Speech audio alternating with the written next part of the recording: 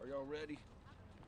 Ladies and gentlemen, a very good afternoon and happy DOGE Day. Yeah, that's right, it's DOGE Day on Capitol Hill. My name is Aaron Bean. I am proud and happy and honored to represent the people of Northeast Florida and Florida's 4th Congressional District. Y'all may remember from a few months ago, the American people, 77 million of them to be exact, voted for change. They recognize we're on an unsustainable path. Our government is too expensive, and we're in danger. Y'all know this, we're in danger. Not only do we have $36 trillion in debt, we add $1 trillion in debt every 100 days. And let me tell you what that means. That means all of the promises that we have made as government to our veterans, we'll always take care of you. To our seniors, we'll always be there with Social Security. To our seniors again with Medicare. Those promises are in, and not to mention just being the shining city on the hill as America always has been. America is the go-to place for freedom. We look to be the shining example of freedom in the world. All that is in danger because we are overspending and we are spending ourselves into oblivion. So when the American people said, make a change, let's join with Donald Trump, who said, by the way, I'm bringing Elon with me and we will make change to government. Well, guess what? Congress wasn't going to sit by and let them do all the work. Congress, because we know the president signs executive orders, but they're not permanent. And so a group of legislators decided, let's get together. Let's create a caucus, the DOGE caucus. Let's make it both Republicans and Democrats that can come together, maybe not agree on everything, but agree that we're spending too much, that it's an unaffordable track that we're on. Let's make some changes to come together. So today, how about that? We got a little taste of DOGE Day, where we've got a handful of our members that are going to be dropping bills, a DOGE bill, either today or this week, and you're going to hear about it first. So I am grateful to come out. We got some heavy hitters standing behind me. And before I get to them, before I go to the great state of New York next, I want to tell you about 3 Bean bills that have a DOGE flavor to them that you need to know about. One is the CUTS Act. The CUTS Act is back. And what the CUTS Act stands for is cutting unobligated tumultuous spending. Is this from last year? Yes, it is, where we had over 92 co-sponsors, which we went out, our team went out and found, are you ready for this? COVID money that agencies and states are still hoarding. Are you kidding me? COVID is over. But these agencies still hoard this money. That money, and we think it's over $80 billion that's still out there. We want to take that money and either use it for current expenses or just to pay down the debt. Number 2, I'm proud to introduce and co-sponsor. People are excited about DOGE. Happy DOGE Day to you too, my friend. Let me tell you, I'm excited to sponsor, along with my good friend Joni Ernst, Drain the Swamp Act. Drain the Swamp Act says this: each agency needs to relocate 30% of the workforce outside of the district. Let's put them in the heartland. That's where people are in need of services, so let's relocate that. And then today, ladies and gentlemen, for the first time before the press, we've launched the Put Your Money Where Your Mouth Is Act. I'm excited to announce that I'm willing to put my money where my mouth is. The American people are making reductions right now at the dinner table. They're talking about, honey, what can we cut back on, what we can do, how are we going to afford Biden's eggs? We're going to make some reductions. The Put Your Money Where Your Mouth Is says to every congressional office, let's reduce the amount that we're spending in your office by $100,000 over the course of a year. Let's just trim and tighten our belt a little bit, and that's the money that can be used to pay for expenses rather than put anything else on our credit card. That's what we don't want. We got a CR coming due in, 2 to 3 weeks, and the last thing anybody wants to see, including the American taxpayer, We don't want to see just Congress punting and just putting it on our credit card. We want real reductions. And so with that, ladies and gentlemen, I'm going to go to we got some really big hitters up here from Congress that's going to talk about their DOGE twist and their involvement with DOGE. And so first, let's go to the great state of New York, where Representative Malliotakis is up next. Representative. Thank you very much. It's great to be here with all of you. I want to thank you for coming out to cover this effort because, as you can see, we have Republicans that are across the political spectrum here. And it's important because we all understand the crisis that our nation's facing. We have a $37 trillion debt.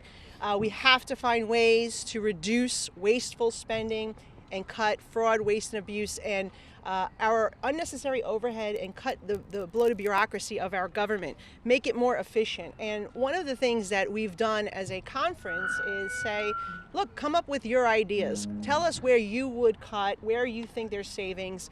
And obviously there's a lot of different areas we can talk about, but one that's particularly near and dear to my heart is the issue of inhumane, unnecessary, cruel animal testing that's taking place in this country and abroad. And I don't know if people are aware, and I think the American people are unaware, that our government spends upwards of $20 billion annually to conduct inhumane and unnecessary experiments on cats, dogs, monkeys, bunnies, all sorts of animals. And that we have anywhere from hundreds of thousands to perhaps even over 1 million animals that are in captivity for these purposes. And the bottom line here is it's unnecessary with the way science has evolved and the technology that we have today. But Washington bureaucrats, they love throwing money at outdated, inefficient systems, and animal testing is one of the worst offenders. Millions of tax dollars were not just spent here in the United States, but they were spent on horrific experiments in communist China and in Russia. The FDA acknowledges that at least 90% of drugs tested on animals fail in humans, and that some studies estimate the number is even higher, up to 95%. So what my legislation would do, which I have not introduced yet, so this is an exclusive for you guys, it's called the SPARE Act, Safeguard Pets, Animals, and Research Ethics Act. What my legislation would do would ban federal funding of unnecessary, costly, and cruel testing on animals here in the United States and in foreign countries. The SPARE Act phases out wasteful animal testing and replaces it with modern, more effective research methods. AI-driven models predict drug reactions more accurately than lab rats. Organ-on-chip technology stimulates real human biology. There's no need for these painful, costly animal tests. And human cell-based models provide better medical insights than flawed animal data. And so it also has a transparency, accountability, and enforcement measures to them as well, including annual audits and tough penalties and funding cuts for violators. So this bill, I hope, is something that Republicans and Democrats, people who love animals, people who love science, would support, because it is based on science, it is based on innovation, it is based on being humane, and also protects the taxpayer pockets. So thank you very much for letting me talk about my bill, and I will pass it on to you. Back to Bean. Nicole, sign me up. Sign me up. It is disgusting what, I'll call him out by name, Dr. Fauci did to beagles. It's beyond words. Let's end it. Let's end that. Next up, how about that? We're going to the great state of Virginia, which will give you a hint of where we're going. But I want to brag on him because his work with the Republican Study Committee, he was very involved in the last couple of years to come up with a budget that puts us on a path to being balanced over 10 years. And that is, it's genius economically, knowing that we not only have to make reductions in spending, but we also have to grow our economy. Those two together can put us back on the prosperity train. So with that, to the great state of Virginia we go, where Representative Ben Cline is up next. Go get him, Big Ben. All right, thank you, Mr. Chairman. You got it, my friend. Thank you, Mr. Chairman. I want to thank you for all the work that you're doing as chair of the DOGE caucus, working alongside colleagues from, as was said, across the ideological spectrum to make sure that we save taxpayers' money, that we make government work for the people and not the other way around. And to that end, we're working to make sure that your tax dollars are spent wisely. For too long, Washington has treated taxpayer dollars like monopoly money, spending without accountability, racking up over $35 trillion in debt, fueling waste, fraud, and abuse at the expense of hardworking Americans. It's time to restore sanity to our budget and put a stop to reckless government handouts and get our nation's spending back on track. So we need to start by recognizing every single dollar spent by the federal government is a dollar taken from the American people. This isn't Washington's money, it's not the bureaucracy's money, it's your money, the taxpayers' money. It should be spent wisely. So that's why I've reintroduced the No Welfare for the Wealthy Act. It's a common sense bill that will close a loophole that allows millionaires to qualify for food stamps. It makes no sense that because of broad-based categorical eligibility, better known as BBCE, states are ignoring federal income and asset limits when they hand out benefits. So they're handing out benefits to individuals who own vacation homes, boats, RVs, all on the taxpayer's dime. This is exactly the kind of waste that DOGE was created to target, and exactly what this caucus is all about fighting. You know, this is not about denying help to those who need it. It's about stopping the abuse of hard-earned taxpayer dollars and restoring integrity to a system that has been failing the American people for far too long. Under BBCE, more than 5 million able-bodied individuals who shouldn't qualify for food stamps are receiving them, and yes, including millionaires. Meanwhile, American families who actually need help are left struggling under a system that prioritizes bureaucratic expansion over accountability.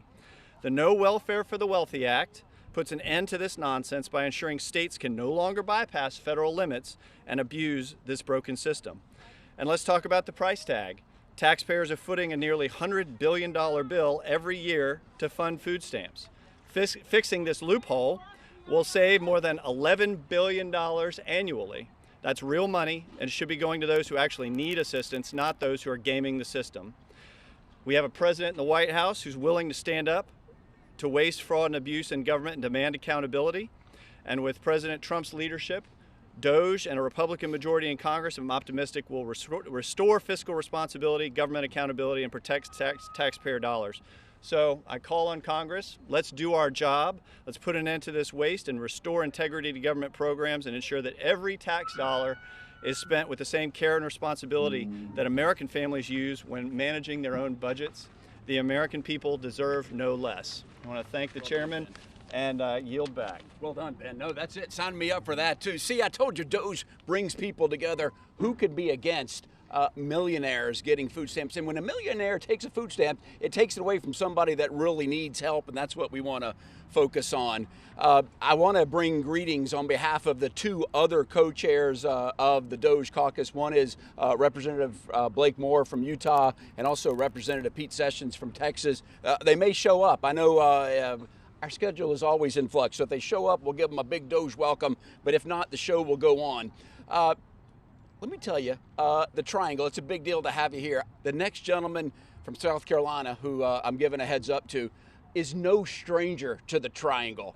He lives out here almost because he is constantly calling out government waste, fraud, and abuse, and there's always a better way to do it. So no stranger, and he's got ideas of where we need to go in. Would you please welcome from the great state of South Carolina, Mr. Ralph Norman. Go get him, Ralph. Thank you, Aaron. I want to thank you for forming the DOGE caucus with Sessions and others. You know, this is a special day, and I want to thank all of my comrades who are up here. They truly want to make a difference for the American people. And never before have we seen what is happening in this country. To have a man like Elon Musk, who has got the brain power, along with President Trump, to find out where our tax dollars are going. That's what he's finding out. He's tracking them. Never before have we known that. Now, in your family business, in your family itself, you want to know where the money goes and exactly where it's going. Elon Musk is able to do that. And, you know, he's getting a lot of criticism now because he's a billionaire. And I asked one of my Democrat colleagues last night on Rules, I said, how did he make his money? Was it on a government paycheck? No. Was it producing a product? Yes. Was it taking risk? Yes. Was it sleeping on the floor of his factories? Yes. He risked it all. He's an example of the American spirit, entrepreneurship, capitalism. That's what made this country great, not government. And the fact that he issued a tweet for any federal employee to name 5 things to justify their job. I had a reporter yesterday that came up to me. He may have done it to y'all, and said, "Congressman, I've got a question for you." I said, "Sure. What 5 things did you do last week?" I said, "That is a great question." I met with constituents, made talks to 2 groups. I went to my office to answer phone calls. I said, "You want 20? I can name that. You ought to ask me that. What did we do?" Now, anybody that objects to that, anybody that objects to a man who has taken zero, he's taken zero to find out what's going on in this country. He's not for cutting anything. What he's for is finding the waste, fraud, and abuse. They're good things in a lot of programs, but as the first program that he looked at, USAID, what's the amount of fraudulent claims that he found? $154 billion worth. He did that. And folks, he's going to go down through the list. They can criticize and shout all they want about him, but the man is doing, it's providential what he's doing for this country. That's never happened. People ask us, "Well, Norman, why hadn't you done it?" You couldn't get into the books. They had it, they had it so you couldn't find out where our money went. The big disconnect we have with our Democrat friends, it's not their money. It's our money. It's the people's money. And that's what's so exciting about what's happening today. I'm grateful for the work that Aaron Bean and other members have done. Far too long, government has operated inefficiently, leading to poor lawmaking and with heavy costs to the American taxpayer. Now, I'm getting ready to tell you about 2 bills. And again, none of this would really have the effect unless we could track it and verify. As Ronald Reagan said, "Trust but verify." That's what Elon Musk is doing, and that's what my 2 bills will do along with these others. One is our HR 1388, the Fair Value Accounting and Budget Act. Between student loans and home ownership, the federal government provides a lot of kind of different loans and guarantees. It's providing the mechanism to look into that to see exactly where it goes and what it does. The Cost Act is the second bill, 1387. It promotes transparency by providing projects using federal funds to clearly and publicly disclose where the money ends up. And it's just like the fair value and accounting. It's where the money goes. So it's 2 bills, 2 different bills, but it's being enabled by what the Trump administration is doing with Elon Musk. I just want to thank everybody that's taken a role in this. Folks, they're fighting my friends on the left are fighting to prevent this from happening. It's not going to happen. We just have begun to fight. We're going to win this fight for the American people. And if there's one way we can balance a budget, is get the fraud and abuse out of all the agencies. And guess who's going to be the judge? We the people. Each one of you are going to be able to look at it and say, this makes sense, this does not. So I'm happy to work with my colleagues, and Aaron, I yield back. Thank you so much. Thank you. I'm going to say goodbye to Nicole. She's going to slip out, and Nicole, thank you so much for doing that. If you want to get things done, ask a small town mayor. How about that? Let me put this right here. Here we go. Right there. Boom. Hey, you can tell a lot of people are excited about DOGE Caucus. You want to get things done, ask a small town mayor. Our next speaker was mayor of her town. But also, I'm more impressed with her having one of the largest job fairs in the Lone Star State. That's right, she puts people to work in the state of Texas. Somebody may get a free trip downtown. How about that? Maybe several of them. So,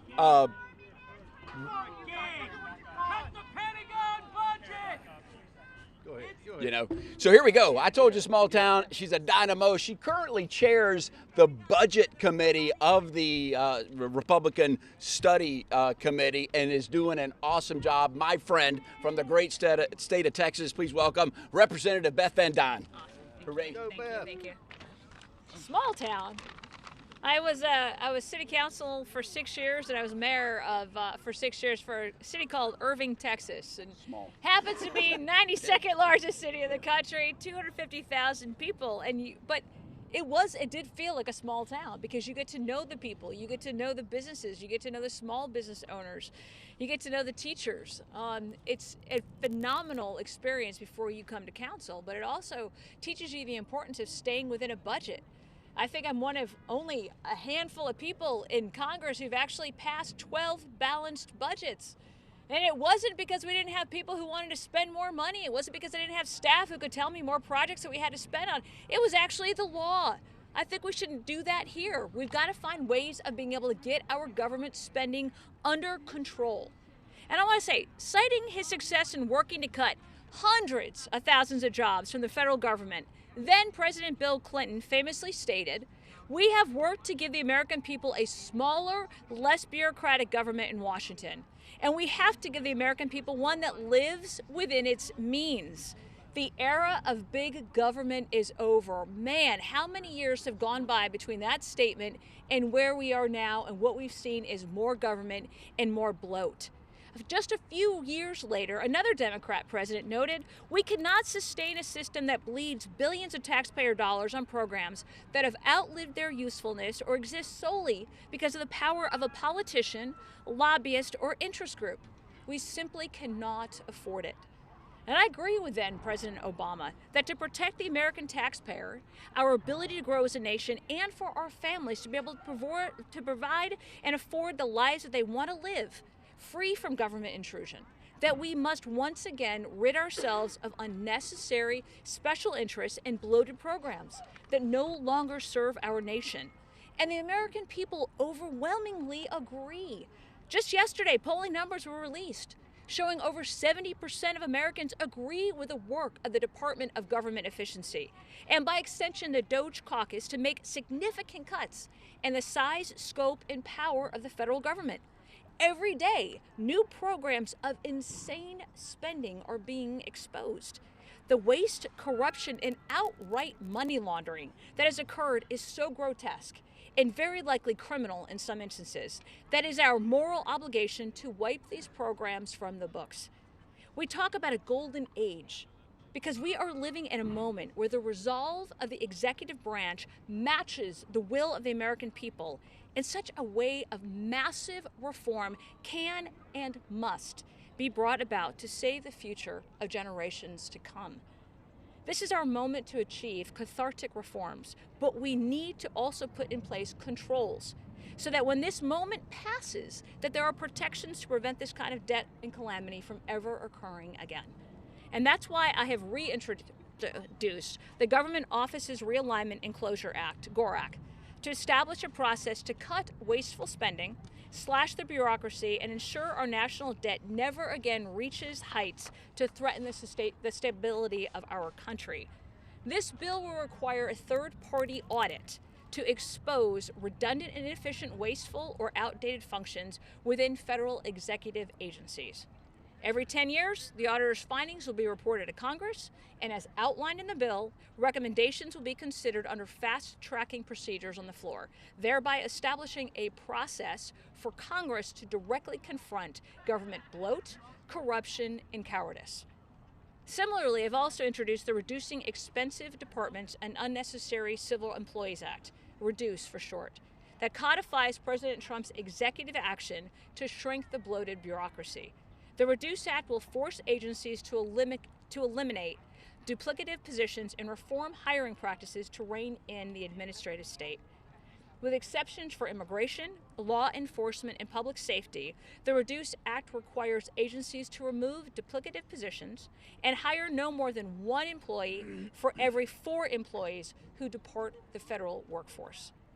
These programs and other efforts that have been mentioned here today are outright necessities to ensure the federal government stops stealing the vitality, the innovation, and the economic strength of our nation.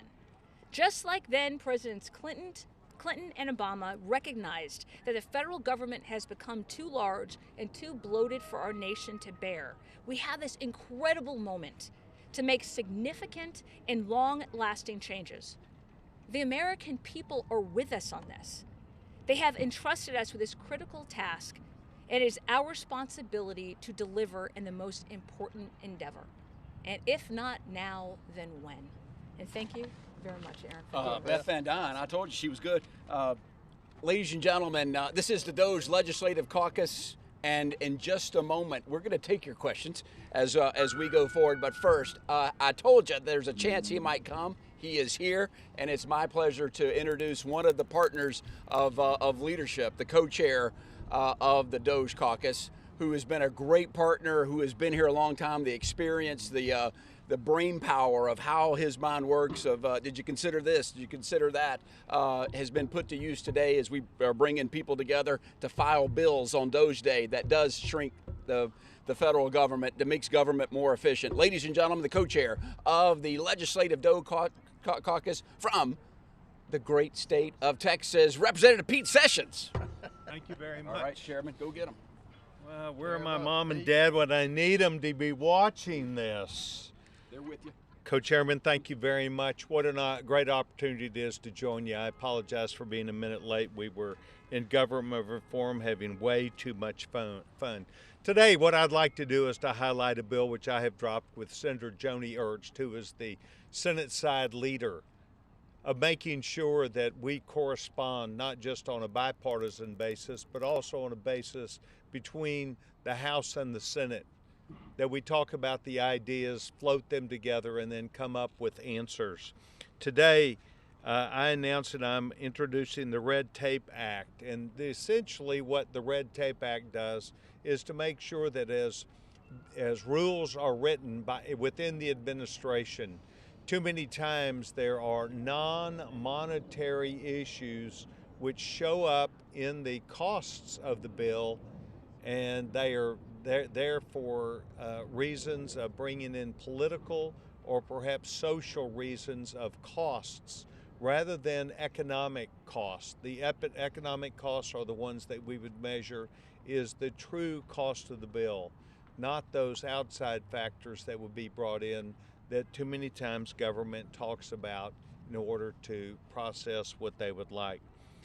This DOGE caucus has the opportunity not only to encourage each member to be a part of what we're doing, but I think that what we've done is challenged also the American people to see that moving forward, government efficiency is that driving part that will give them not only confidence back in their government, but would also help an effort to make sure we have government workers back at work. So, very proud to say that after a month and 2 days of having President Trump on the job, that we feel invigorated not only to take on government inefficiencies, but we feel like that the partnership that we are forming with Office Management and Budget through their DOGE operation is giving us insight and opportunity to continue that track. Chairman, I want to thank you very much for this opportunity. Look forward to a continued discussion, not only with the American people and our colleagues, but perhaps more importantly, the entertaining questions that those of you in the press may have. 10-4, stick around, Pete. I have a suspicion there may be a question or two out there. Before we get to your questions, I have to acknowledge the panel, the all-star panel that we put together, panelists and members of the caucus. I put very high expectations on you today to come to this press conference. We had so many people that wanted to speak, and so for you to come at this press conference, y'all exceeded expectations. So thank you so much for being a part out of it. Now, I know that y'all want to talk about what Elon's doing. I know that's when we talk about. We're focused on what Congress is doing and how we're making things permanent. We have dozens of other bills that are going to be dropping. We're hoping to have more DOGE days in addition to today. So with that, Javier, what's your thought or question, my friend? Thanks for coming out. Outside of Representative Jared Moskowitz, why are House Democrats so against DOGE caucus and DOGE as a whole? Yeah, well, and that Beth Van Dyne's answer is you have to ask them. I think it's new. I think it's new. There's such a distrust of each other's parties that it is new. I have talked to, I know Chairman Sessions has too, dozens of Democrats that are on the fence. We've been working on creating a safe harbor where we can come together and debate. How about that? Is that wild that we could debate what's good? If I'm wrong, I want somebody to convince me in debate that I'm wrong. So that safe harbor, that we're not out to embarrass them. And I know that we would never agree on everything, but there are some low-hanging apples that we could agree that need to be picked or restructured to make government stronger, more efficient, and sustainable, because that we are not sustainable. Yes, ma'am. Talk about this DOGE caucus is about what Congress can do. We've seen in the last week especially a number of your Republican colleagues facing pushback for how DOGE is being handled, pressing lawmakers to do more. Do you have any criticisms for how DOGE has conducted itself so far with Congress not being involved?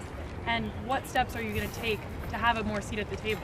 I'm going to answer and then I'm going to throw it to open mic to anybody else. Something tells me Ralph Norman's ready to jump in right here. So let me tell you the uncomfortability of some members of Congress and the American people. First of all, 77 million voted for change. But I think the uncomfort factor, not everybody, but it's just the speed of which President Trump and Elon Musk are going. They've got the pedal to the metal. Somebody described them as President Trump is doing a no-huddle offense. You know, he goes to the line of scrimmage, runs a play, and then runs another play and keeps it going.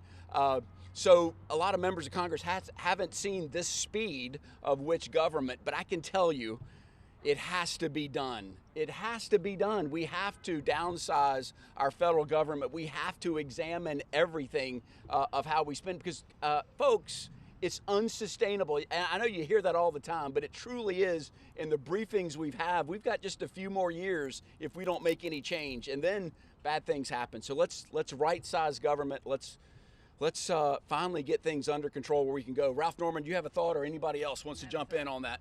Beth Van Dyne, you do too, everybody. Yeah, I would just say Congress is involved. President Trump is the one that authorized this. President Trump is the one that he hasn't even been in office for 100 days yet. He's issued over 70 executive orders. What he's doing is authorizing Elon Musk to go in and just find where the checks are. Now, has Elon passed any laws? No, he's not a politician. He's uncovering it. And let the American people decide. Donald Trump has the highest approval rating because of the DOGE Commission. People finally are taking their country back. And every agency that gets your tax money, why wouldn't you want to know where it is? Why are Democrats mad and attacking Elon Musk? Like Aaron said, ask them, but I guess they don't want to see what's been found. But look what in Medicaid, GAO has found. $254 billion. GAO, what Elon will do as he goes agency for agency, he is just saying, here it is, American people. You look at it, you decide if this is what you want to do. On USAID, we got a dose of things that I don't think the American people agree with. Musk is doing more than just showing things. He's making hiring and firing decisions. I mean, are you comfortable with that? He's not. Yeah, let me just say this. He's saying, like on the recommendation to name 5 things you've done, has he sent marshals out to bang that out of people? No, he suggested that. It can go a lot further than this, but he's opening the door. Beth. Yeah, I am having a hard time understanding why people are upset that Elon Musk is not elected. All the bureaucrats in government are unelected. They're the ones who are writing the regulations. Elon Musk is merely an advisor to the president.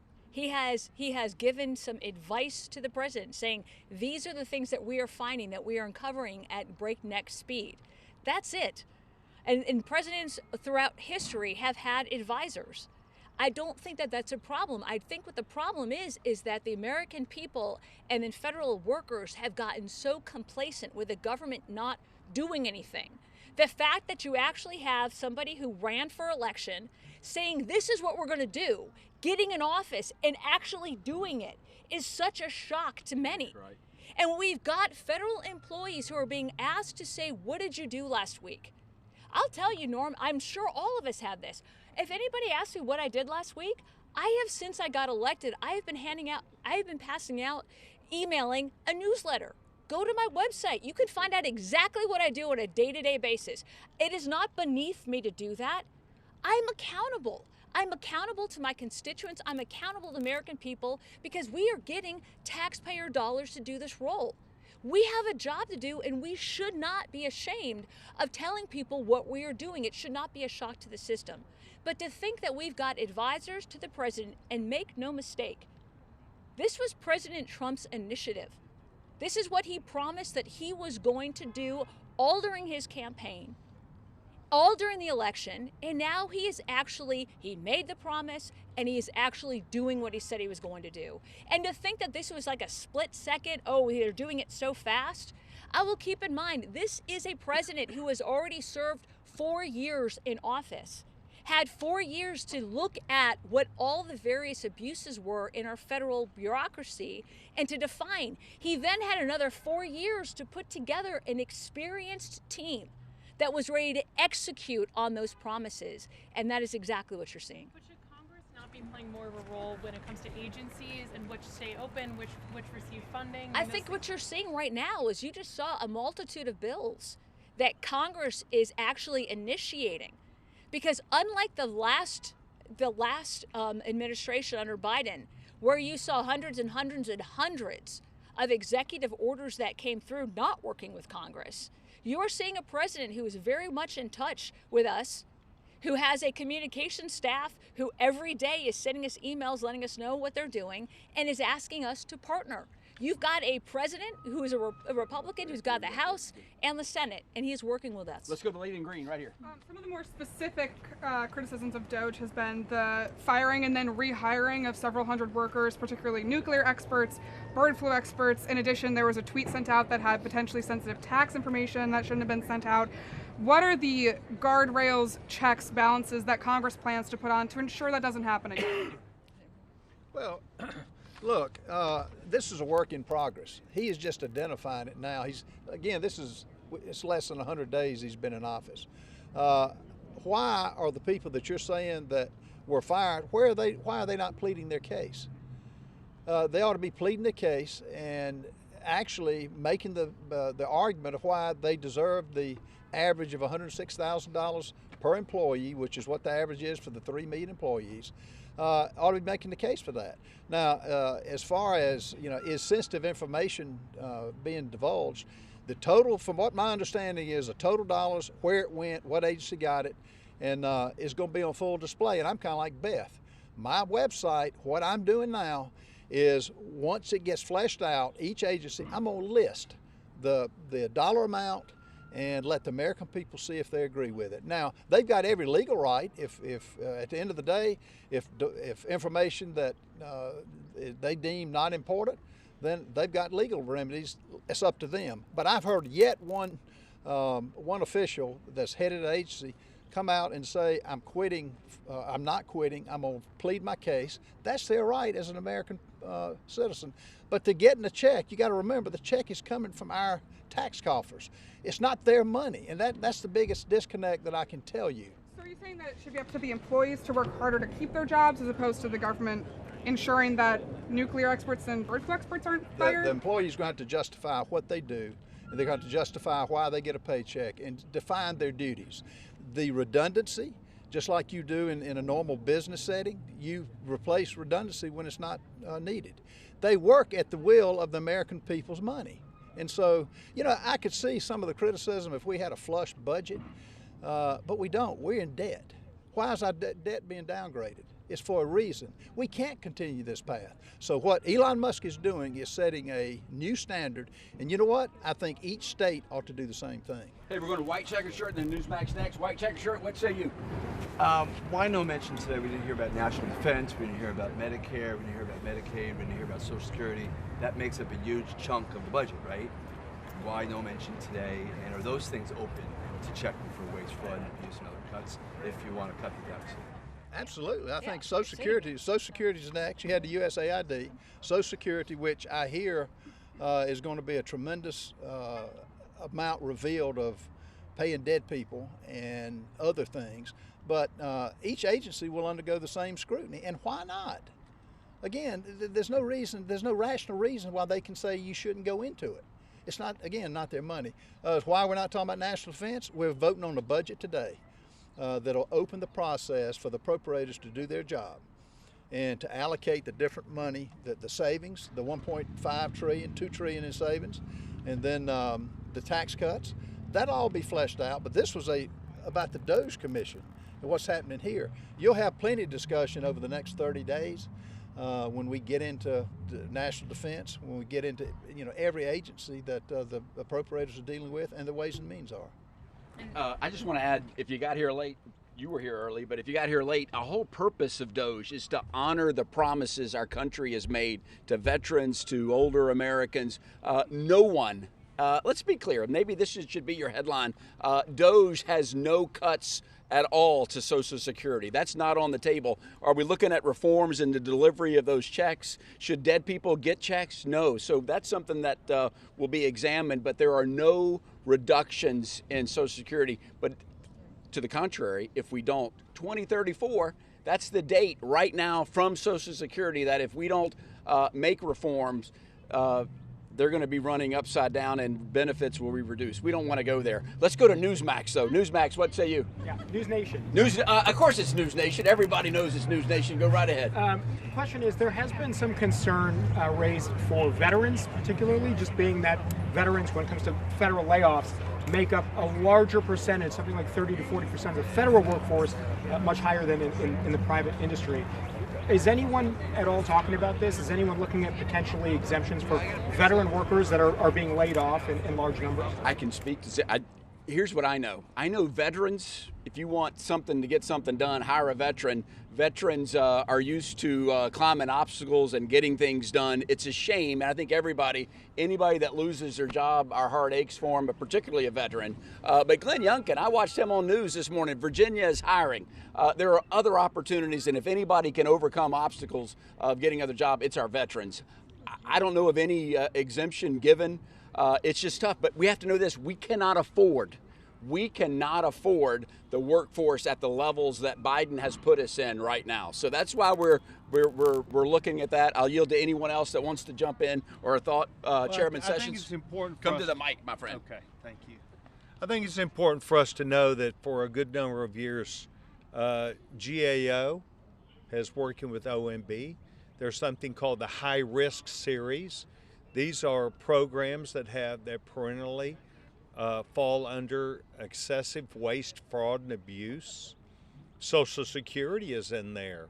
VA is in there. There are a number of government entities that need to do a better job. One of the biggest ones is a combination where we work with the states to get an unemployment list to find out who the states, because they primarily run that program.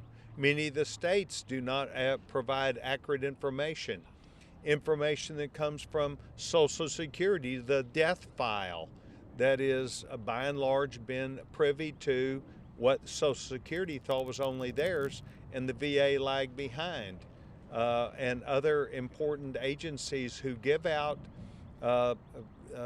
these monies to various beneficiaries. All of these areas are going to be looked at. They're part of the High Risk Series. GAO is a part of it, and certainly I, as Chairman of Government Operations for Government Reform, have held hearings for a long, long time. Last point.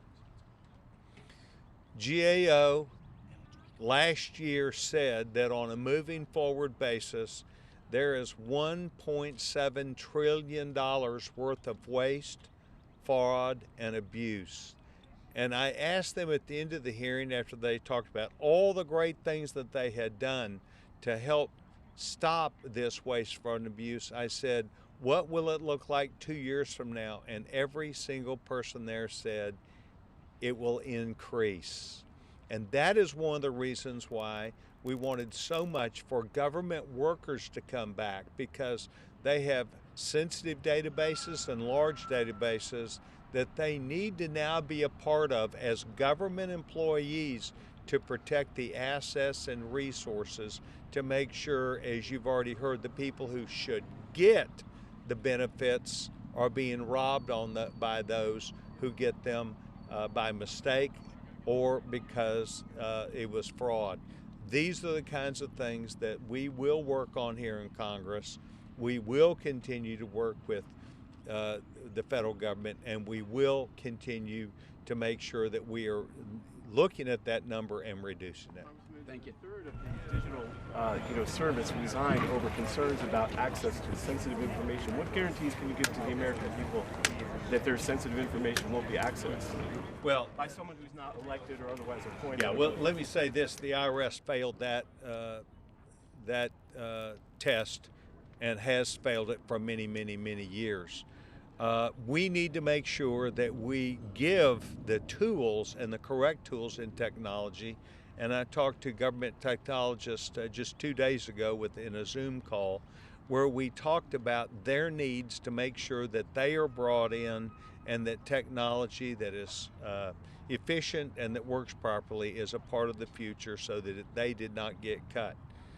It is a matter of still employees coming, having the integrity that's with them, and then the federal government deciding that they will live up to prosecuting people who give this information out. And that is where this government has lacked in the past. Very good. Speaking of honoring promises, I made a promise to our panel that they could leave at 3 o'clock. So let me thank them for being a part here. I want to thank the Capitol Press Corps for you being a part of it. How about the Capitol Police? They did their job today. We want to thank them. And we also want to thank, how about this, Code Pink for coming and supporting DOGE. I do want to fix their sign. We want to cut waste, fraud, and abuse at the Pentagon. And we put that on the sign, and how about that, DOGE and Code Pink? We make that change on the sign, we'll do it. So yeah, she's happy too. So happy DOGE Day. Hope to see you next month. And with that, we are adjourned. Have a great day, everybody. Let's go get them.